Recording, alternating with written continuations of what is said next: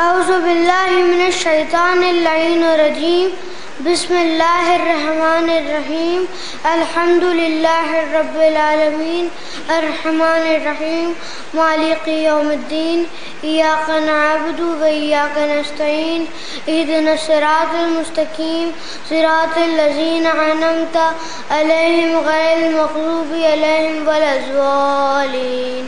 اب میں محترم جناب مرزا شفیق حسین شفق صاحب کو زحمت دے رہا ہوں کہ تاثرات پیش فرمائیں۔ بسم اللہ الرحمن الرحیم۔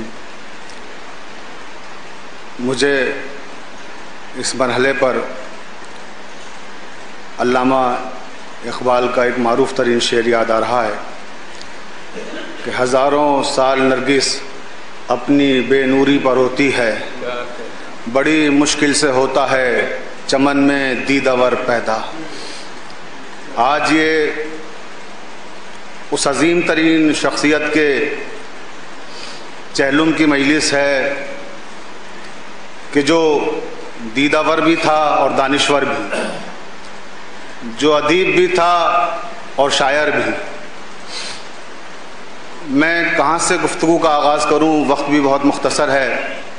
20 سال پہلے کی بات ہے، جنوری کی صبح تھی جب میں مولانا سید میثم کاظم جرولی صاحب قبلہ کے ساتھ چچا افتخار صاحب سے ملنے کے لیے آیا تھا۔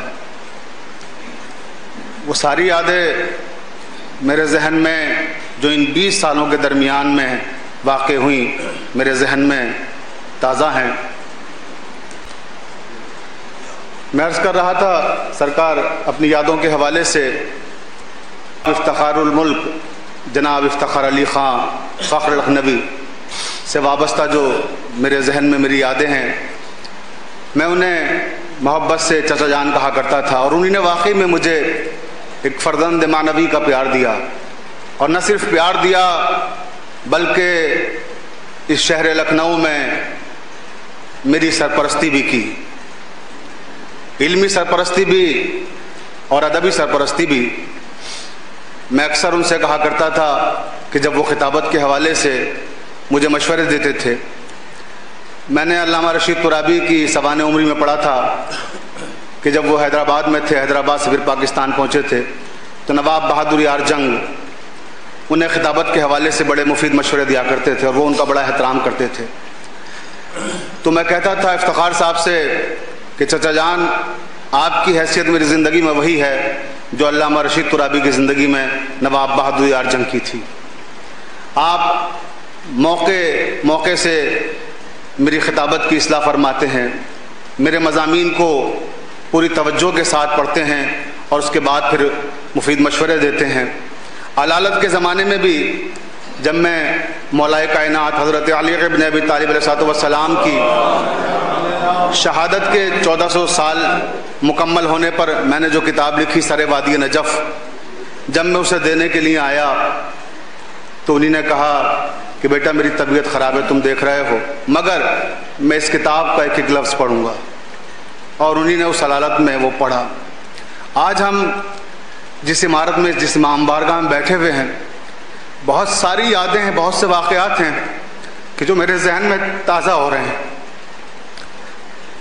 میرے لیے بہت مشکل مرحلہ سجاد صاحب، بڑی مشکل میں ڈال دیا آپ نے اس وقت مجھے بولنے کے لیے کہہ کر کہ میں کس کس بات کا تذکرہ کروں اور کن کن یادوں کو آپ کے سامنے پیش کروں۔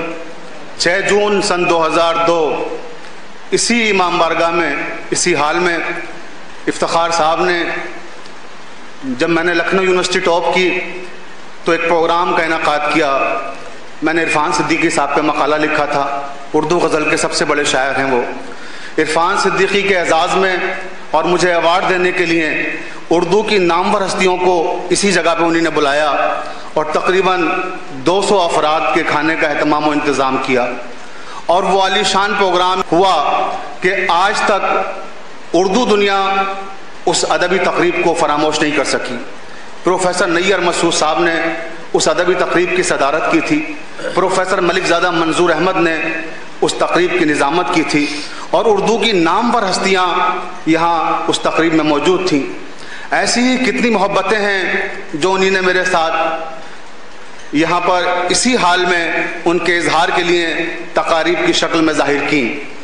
तो मेरे पास लफ्ज़ नहीं हैं कि मैं उन एहसासात और उन जज्बात का इजहार कर सकूं। बस मैं इतना ही कहूँगा कि वो जितने नामवर वकील थे और जितनी अजीम शख्सियत के मालिक थे, उतने ही अच्छे इंसान भी थे।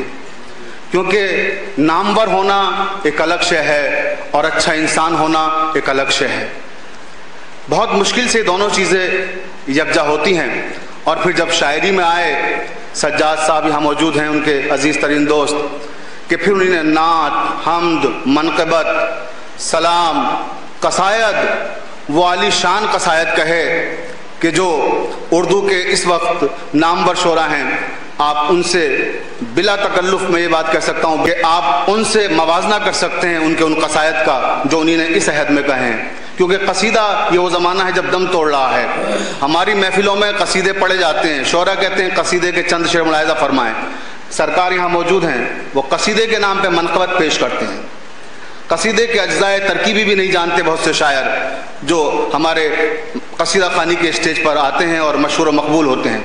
लेकिन इफ्तिखार साहब ने कसीदा निगारी के जो अज्जाए तरकीबी हैं उनको जहन में रखकर और उनकी मुकम्मल पासदारी कर कर कसीदे कहे, जो ज़ख़ीरा उनका मौजूद है। इंशाअल्लाह मेरे बरादरान फवाद भाई और मुराद भाई इंशाअल्लाह उन चीज़ों को जो उनकी इल्मी और अदबी तख्लीक़ात हैं उन्हें शाया कराएंगे। बस मैं एक शेर पढ़कर अपनी बात को तमाम कर रहा हूँ कि मौत उसकी है करे जिसका ज़माना अफसोस।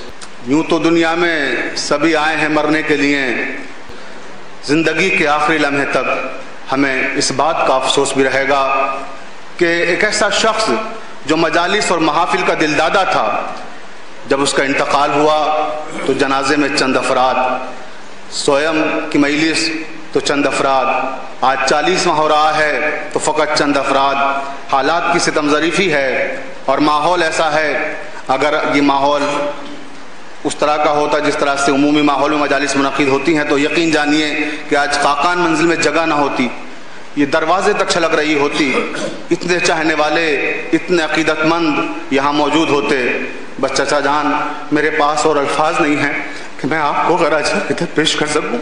इन टूटे फूटे लफ्ज़ों को मेरे अपनी बारगाह में कबूल कीजिएगा। शुक्रिया।